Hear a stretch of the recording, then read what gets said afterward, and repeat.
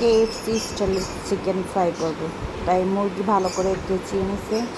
গরম মশলা দিয়ে দিলাম, আদা রসুন বাটা 1.5 চামচ পরিমাণ দিয়ে দিছি, সয়া সস, ওয়েস্টার সস,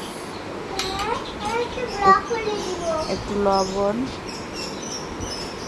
লেবুর রস দিয়ে ভালো করে ম্যারিনেট করে মিশিয়ে রেখে দিব।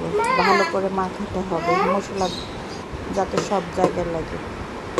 একটু মরিচ ফাঁকি দিয়ে দিলাম, প্রথমে দিতে ভুলে গেছিলাম।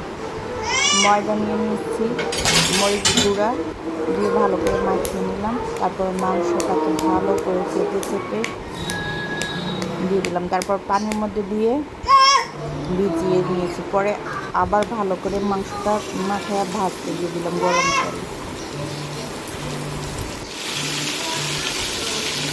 এখন উল্টায়া পাল্টায় দিয়ে দিব মাংসটাকে। ভাজা হয়ে গেছে, ছিঁড়ে ছেঁকে নিলাম, কেচাপ দিয়ে সার্ভ করলাম।